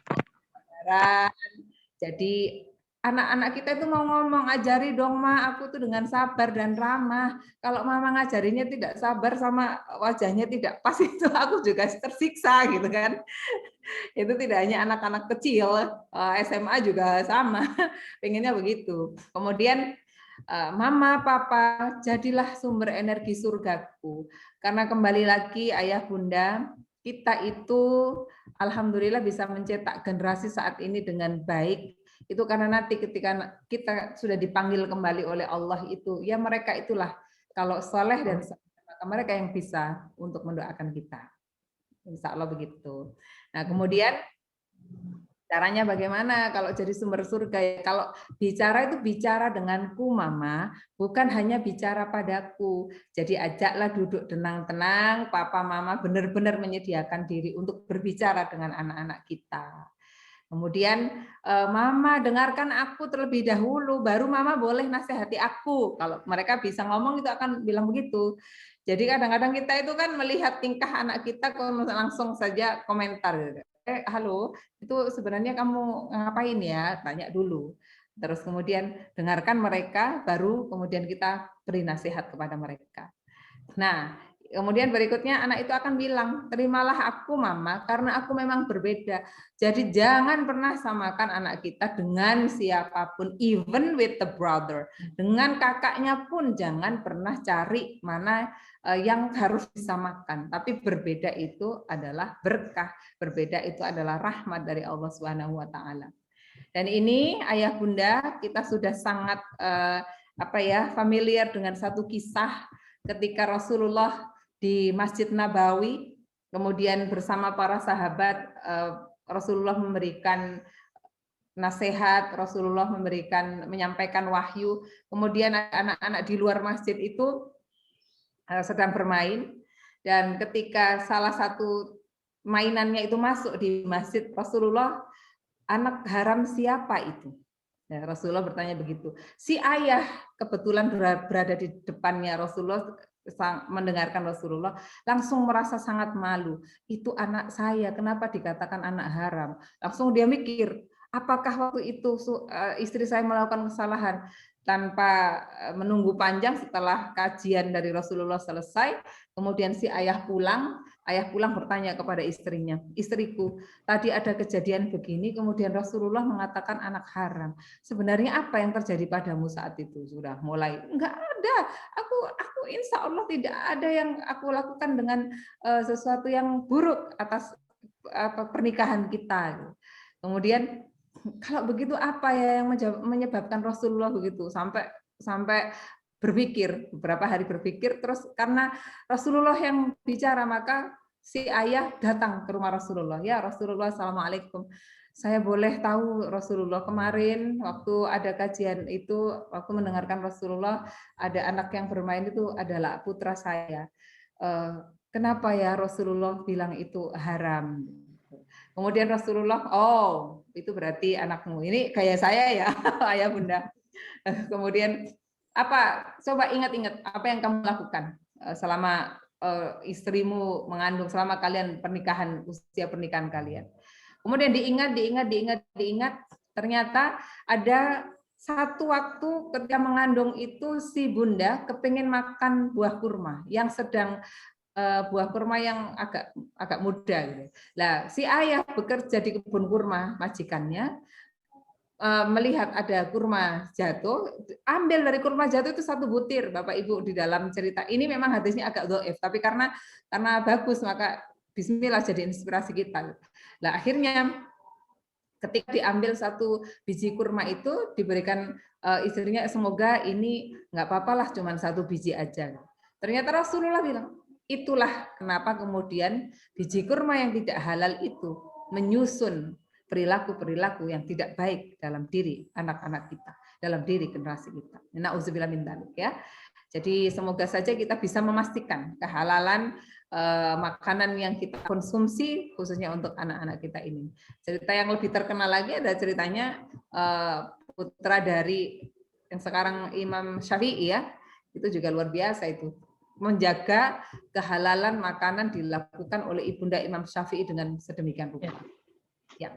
Dan yang terakhir ini di bagian yang dibutuhkan anak, kalau bisa ngomong, sematkan kepercayaan itu kepada ibu.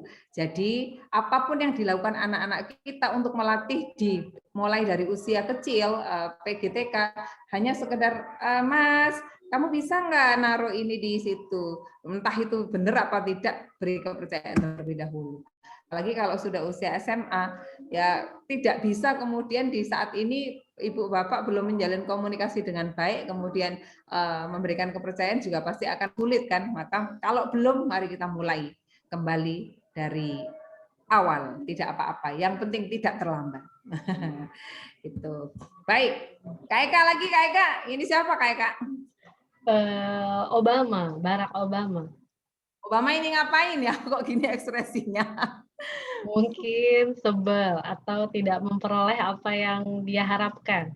Ya, kira-kira yang dipikirkan Obama ini apa juga ya? Wah, pasti ini kebijakan kok kayak gini gitu ya.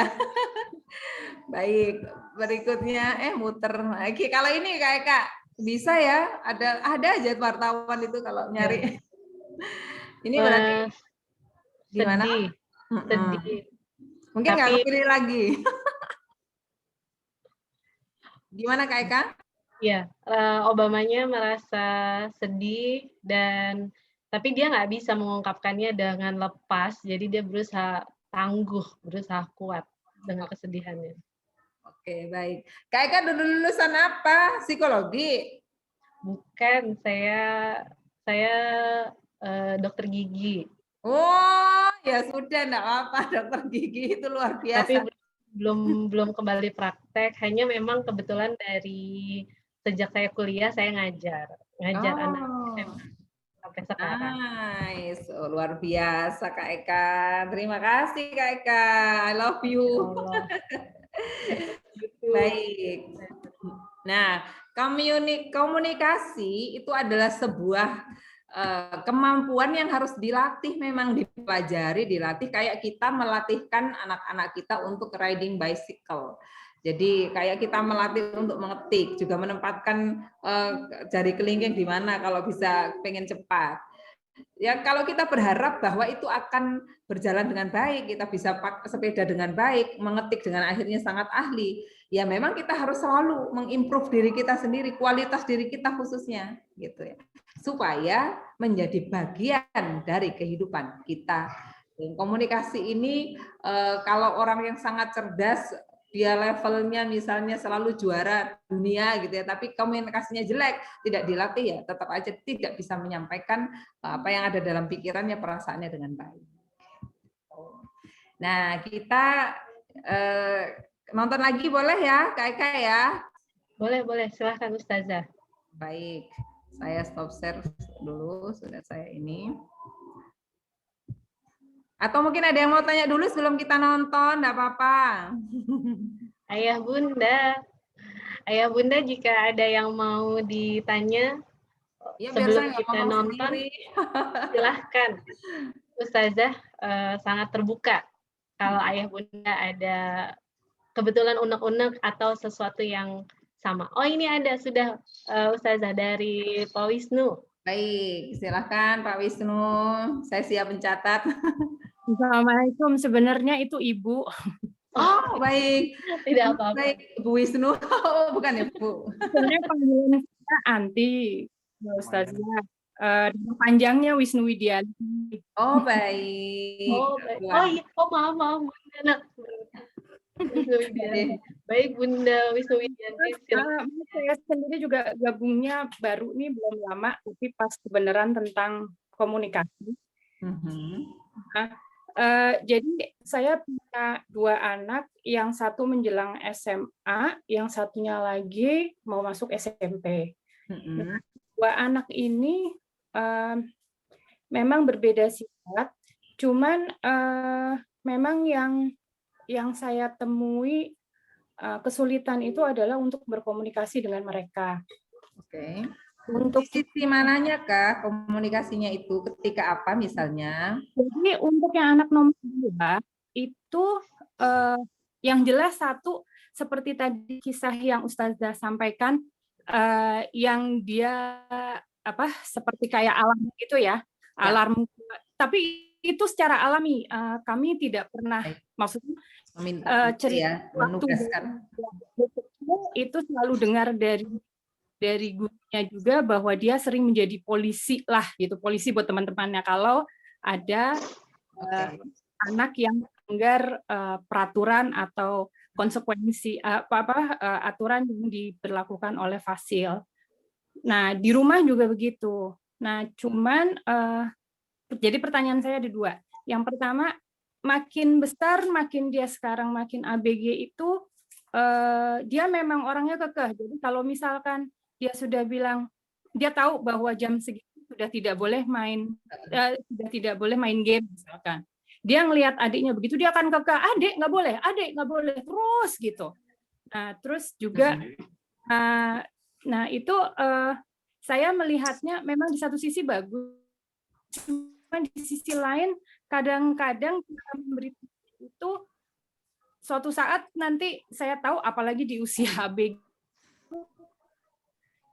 bisa jadi itu menjengkel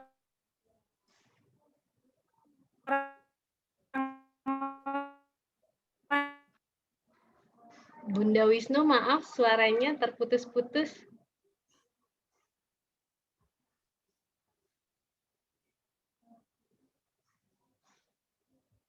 Halo? Iya. Mungkin koneksinya Ustazah. Iya. Baik. Ya, insya Allah kita dapat yang sama antara dia dengan kakaknya. Kalau yang kakaknya itu dan dia itu pada saat mungkin bisa jadi itu kesalahan saya dan ayahnya ya waktu kecil, secara kami mungkin masih belajar. Kami suka kesulitan untuk menggali mengenai emosi mereka gitu. Jadi tadi kalau Ustazah bilang kita harus mengajak ngobrol, duduk ngobrol. Kalau kita mengajukan kita ngobrol yang gede, ya aja gitu. Walaupun padahal kita mengharapkan feedback dari dia gitu, Ustazah. Nah itu menggalinya gimana ya? Kita sudah, maksudnya kita merasa udah coba, tapi kok masih buntu gitu. Kita pernah bahkan di pandemi ini 2 minggu itu kalau malam minggu kita duduk bareng sambil pesan pizza, pesan makanan, duduk ngobrol gitu, terus ayo kita ngobrolin apa nih hari ini, kita ngobrolin ini itu segala macam. Nah itu bahkan anak yang nomor 2 kadang-kadang dia cenderung kayak cenderung untuk nggak mau denger gitu, jadi malah dia sibuk sendiri ngapain gitu. Seperti itu sih Ustaz. Itu aja, terima kasih. Assalamualaikum warahmatullahi wabarakatuh. Waalaikumsalam warahmatullahi wabarakatuh, Bunda Anti. Bunda Anti, sepertinya keluarga perlu piknik deh. Pikniknya itu iya, pikniknya bisa macem-macem sih. Jadi kami sih biasanya gini, ada hari ayah, ada hari ibu gitu. Jadi anak-anak itu memiliki hari ayah sama hari ibu. Kalau sama hari ayah berarti kegiatan-kegiatan pikniknya ya biarkan saja dia dengan ayahnya. Dan tadi kami misalkan masih kesulitan untuk menggali perasaannya, kalau dengan sengaja duduk lama, awalnya tidak pernah gitu ya. Kemudian agak diajak serius ya lebih baik pakai mainan misalnya. Kalau ayah dan kakak misalnya sama-sama suka sepedaan aja bareng-bareng, kemudian dalam sepeda itu bisa cerita, ayah dulu itu loh nak pernah muar itu hanya karena hal-hal begini. Nah, akhirnya menggali, oh iya ya aku juga nggak suka loh ya kalau gitu ya. Misalkan begitu. Jadi kalau ingin memulai saat ini tidak ada kata terlambat, tetapi mari kita cocokkan saja. Yang pertama kita cari kesukaannya dulu. Jadi ada 5 bahasa cinta ya Kak Eka ya. 5 bahasa cinta itu yang harus kita kenali ya. Coba 1, apakah dia suka memang disentuh. Disentuh itu kalau udah gede biasanya kalau sama ayah ya dirangkul. Ayo main sama ayah yuk. Ayo sekedar begitu saja, mau sepedaan sama ayah yuk sekarang gitu. Ada yang memang dia suka dikasih hadiah. Hadiahnya juga jangan yang terlalu wah gitu ya. Ada yang memang dia suka me time. Oh kayaknya kamu sekarang butuh ini ya, butuh menikmati dirimu sendiri. Udah deh, nggak apa-apa ke kamar dulu gitu misalnya. Kemudian ada apa lagi ya Kak Eka ya? Bahasa Pujian. Ya, kayak pujian. Nah, pujian juga apapun yang dilakukan dia, misalnya yang terlihat perlu kita puji. Kalau orang Denmark itu begitu. Ini saya kebetulan bawa bukunya. The Danish Way of Parenting. Nah, ini pujian-pujian itu tidak harus karena dia membuat sebuah prestasi yang besar. Kita itu lebih suka kalau anak-anak itu dapat trofi gitu ya. Tapi ketika kita bisa melihat anak-anak kita, loh kok dia bisa niru bahasa Spanyol ya. Nah, itu kadang-kadang kita lupa karena itu tidak pakai trofi. Sehingga yang kayak, oh mama aja nggak bisa loh. Kamu kok bisa? Gimana caranya? Enggak mah cuma dengerin aja. Oh, berarti kamu itu punya pendengaran yang bagus, kemudian punya daya ingatan yang keren tuh. Nah, seperti itu bisa juga dengan pujian. Kalau Bunda masakannya enak itu sudah cukup lah. Itu sebagai gift untuk anak-anaknya gitu. Bahasa-bahasa cinta itu kita akan kenali dulu ke anak-anak. Oh, anakku yang kedua ini sukanya dirangkul. Anakku yang ini sukanya diajak misalnya beli apa di toko makanan misalnya. Itu dikenali dulu ya Bunda, supaya kemudian kita nanti pas untuk memulai komunikasi dengan anak-anak kita. Dan tetap jangan lupa, sekali lagi jangan sampai kita hidup itu nanti ketika kita kembali kepada Allah meninggalkan persoalan anak-anak yang tidak akur, yang tidak akrab. Maka itu yang harus kita garap dulu. Bagaimana caranya kemudian sikap perfeksionis kakak ini, sikap super disiplin kakak ini, nanti kita sedikit kasih tahu bahwa ada perilaku yang begini, yang efeknya begini, karena memang ada yang kalau di kecenderungan psikologi kan kalau tuh perfeksionis itu kan masuknya pada sesuatu yang malah juga tidak bagus. Nah, nanti bareng-bareng nontonlah misalnya ada satu film yang kita perlu pelajari itu. Biasanya saya gitu sama anak-anak, cari film yang memang saat itu di dalam kelas kok ini anak sudah mulai tidak semangat ya. Mereka kok sudah mulai ada, kalau bahasa Surabayanya itu mesuh ya, ada kalimat-kalimat yang tidak bagus. Maka kami segera mencari film, kami segera mencari kisah, kami segera mencari apapun referensi untuk bisa dilihat secara audio, iya bisa dilihat, bisa didengar secara audio dan bisa dilihat secara visual. Dan kita diskusikan itu. Nah, apapun berapapun usianya, bahkan SMA sekalipun, insya Allah melalui kisah, melalui video itu bagus. Kalau SMA ya mungkin dicari sahabat-sahabat Rasulullah yang terbaik. Kisah-kisah itu yang malah kita bisa sirah nabawi juga kepada mereka. Nah, insya Allah demikian. Ingat, ini mungkin bisa Bunda ingat kisahnya Khalid bin Walid. Nanti mungkin bisa didiskusikan tuh. Khalid bin Walid ketika di ujung usia beliau, dia merasa beliau adalah panglima perang terbaiknya Muslim Islam, gitu kan. Kemudian beliau diberi Allah sakit dan sampai bilang, ya Allah, kenapa aku ini panglima perangmu, tapi kenapa saat ini engkau akan panggil aku harus berada di atas tempat tidur seperti orang lemah. Dan yang dikuatkan oleh para sahabat adalah, Khalid, engkau adalah pedangnya Allah. Maka Allah tidak ingin pedangnya ditebas oleh orang lain. Oh, aduh, saya merinding gitu kalau mendengarkan kisah itu. Hal-hal seperti itu bisa diceritakan ayah bunda kepada anak-anak kita. Oke, seperti itu ya. Oh, ini kalau sudah ngomong Mas. Ada lagi? Ada dari KBB Bintang Gibran. Oke, boleh silakan dibacakan Kak Eka. Ada di chat. Ada raise hand beliau. Oh, boleh, monggo silahkan. Silahkan Bunda atau Ayah dari KBB Bintang Gibran.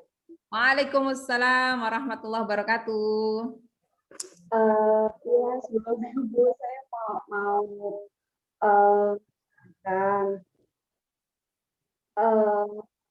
maksudnya Boleh diperjelas Bunda? Ya, Atau suaranya belum jelas. Bunda. Iya, jadi anak saya KBB. Jadi saya ini sering merasakan kendalanya. Anak saya ini kayak terlalu, bahasanya apa ya, kalau saya bilang tuh kayak manja ya gitu. Karena anak saya ini kan cowok. Tapi saya merasanya manja gitu karena dia ini kayak misalnya mau mamahnya melengser dikit, itu tuh dia kayak nggak mau kehilangan gitu. Maksudnya kayak saya harus deket dia gitu. Dia mau main tapi kalau sama saya, maksudnya kalau sama orang tuanya gitu kan, dia mau apa namanya, ngambil kalau ditemenin gitu. Saya merasa ini salah atau enggak ya gitu. Maksudnya saya sering banget bilang ke anak saya, Mas ambil aja sendiri. Kan ini terang, ini kan kelihatan gitu. Ini kan cuman di depan kamar gitu. Kenapa sih nggak ambil sendiri gitu? Saya suka apa ya? Suka nggak sabaran gitu ya bahasanya gitu. Kenapa kok ke situ aja mesti ditemenin gitu, maksudnya kan, sedangkan kayak kita orang tua kan kadang sambil masak, kadang pengen apa istirahat kayak gitu, tapi anak saya tuh kayaknya ya gitu kalaupun main harus ditemenin, harus apa. Nah itu batasannya sampai mana sih gitu, kita punya toleransi atau mungkin itu ya apa ya, maksudnya wajar nggak sih seorang anak cowok tuh segitunya gitu. Terus paling sama ini sih Bu, apa ya, kayak anak saya ini saya merasa idealisnya tuh tinggi banget. Saya nggak tahu ya, maksudnya apa faktor karena masih 4 tahun atau gimana gitu. Jadi pokoknya kalau misalnya dia sudah bilang A, ya pokoknya A aja gitu. Kayaknya bahkan kita tuh orang tua tuh nggak bisa matahin gitu. Tapi kalau misalnya dia nggak mau ya nggak mau gitu, kalau misalnya dia harus ya harus gitu kan. Kayak saya sampai oh my god, ini mesti gimana lagi gitu. Itu balik lagi, ini saya harus sabarnya semana nih gitu kan.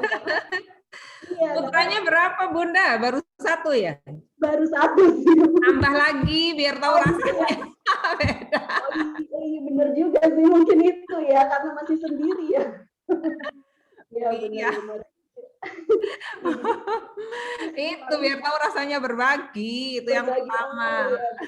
Kalau nggak bisa nambah ya cari teman sebayanya atau saudara yang seumuran yang kira-kira bisa menjadikan partner bagi dia, bahwa apa ya, tidak harus selalu punya hak sendiri gitu. Itu yang pertama.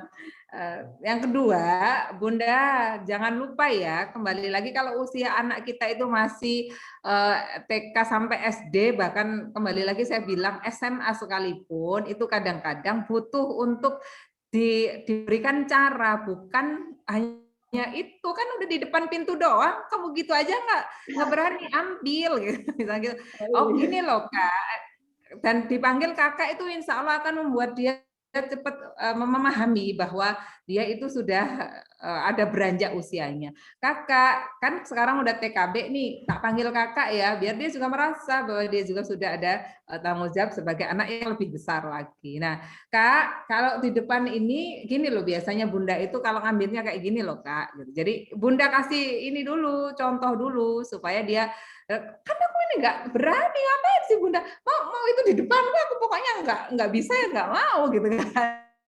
Nanti bisa begitu, hanya saja mungkin kemampuan komunikasi tidak kayak kita nih yang butuh sekian ribu kata gitu. Nah memang harus diajarkan cara dulu Bunda. Jadi kebiasaan, bahkan ini pengalaman saya pribadi nih sama ponakan saya yang kecil TKB juga. Bahkan dia hanya karena melihat saya, kalau misalnya keran itu kalau saya pakai sikat gigi, masih saya pakai yang saya kecilin, kemudian saya sikat gigi, dia itu bisa niru loh. Saya sampai kaget, ini anak TKB itu sudah masih TKA menuju TKB waktu itu. Dia kalau sikat gigi dikecilin sendiri. Oh, ternyata dia lihat itu, lihat kita. Gitu loh. Mas kok kenapa kok dikecilin airnya? Saya coba tanya begitu. Iya kan, aku nggak butuh airnya banyak. Ini kan untuk ngasih ini aja. Oh, gitu ternyata. Luar biasa. Bahkan ketika dia tidak mau apa ya, karena udah pandemi ini luar biasa. Semua orang bisa stres. Saya cuma mengambil hikmah saja. Kemudian dia nggak mau belajar. Oke, kalau kamu nggak mau belajar, kenapa kok nggak mau belajar? Iya, soalnya kan ini aku nanti bisa. Meskipun itu TKB, saya kira dia nggak paham. Ternyata paham. Baik, kalau gitu aku mau main aja, kamu ikut aku main nggak? Saya bahasanya langsung pakai bahasa main. DH mau main, kamu mau nggak? Main apa? Oh ini, kalau dia mau main angka, terus saya bikin buletan-buletan. Oh saya nggak bisa melukis dengan indah ya, cukup buletan saja saya isi angka gitu. Tapi saya bilang itu main gitu. Ah, ya ternyata ini kalau mainin angka berapa ya? Saya ngomong-ngomong sendiri. Apa sih? Gitu. Mulai tertarik, akhirnya dia mau sama saya.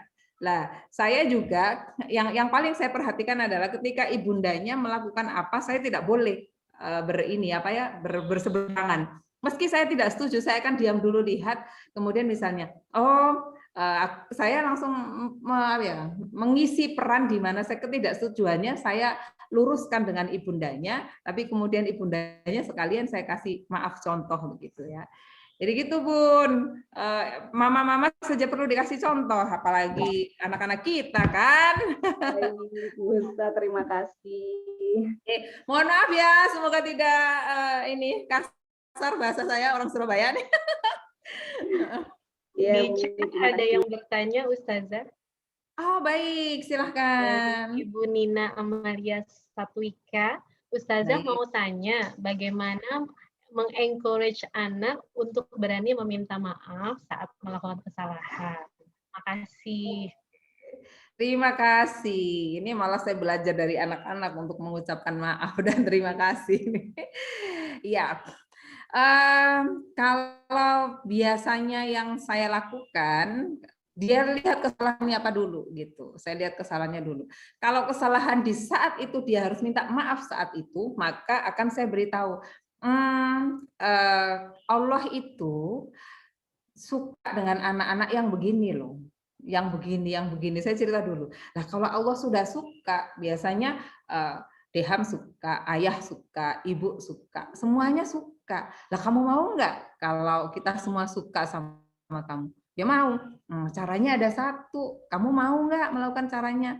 Apa? Minta maaf dong sama adik. Oh dia masih gitu, nggak mau, gitu ya nggak apa-apa. Ya sudah, kalau nggak bisa sekarang ya udah nanti aja deh. Terus saya biasanya dekati tuh, misalnya dia melakukan kesalahan sama orang lain atau bahkan melakukan kesalahan sama ayah sendiri gitu ya. Terus ya ayah tahu nggak, ayah itu suka nggak sih sama anak yang tidak mau minta maaf? Ya enggak ya, karena ayah itu ya kita kerjasama sama ayahnya gitu. Kalau sama adiknya malah gampang. Dek, adek itu kok hebat sih, adek itu gini, tapi ini adek ya, kita ngobrol sama adeknya, padahal sebenarnya kita ngomong sama dianya, terus dia udah lihat ternyata tertarik, oh dek, kakak mau ngapain ya, udah maaf, nah, gitu misalnya.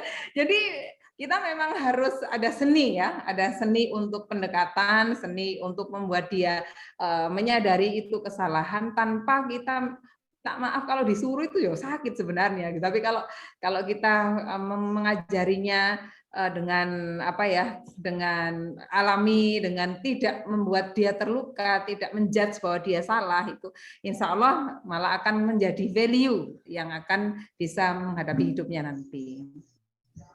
Baik, jazakillah khair Ustazah, semoga bisa membantu Bunda Nina. Iya, insya Allah begitu. Saya nanti ini deh, saya kasih contoh cara bertanya sama anak-anak yang ini aja deh kalau gitu, Wellings. Nanti kalau yang gede-gede SMA itu biar nanti aja, sebentar. Karena ini kebetulan tadi tanyanya kan ini kan. Iya, silahkan Ustazah. Oke. Ini aku belum share screen kan, Kak? Belum. Iya, oke. Wait, this one. Here. Semoga ini benar deh videonya. Oh, bukan. Wait.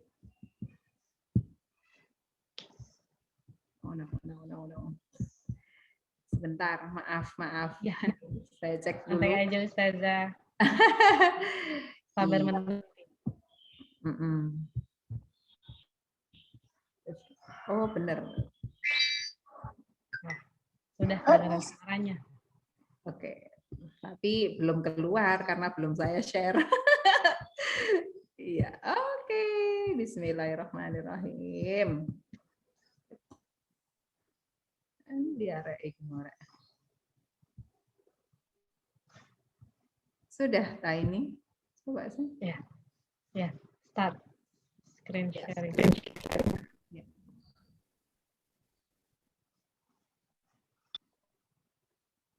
Loh, kok ininya? Harus keluar dulu Mbak. Maafkan aku. Bentar ya.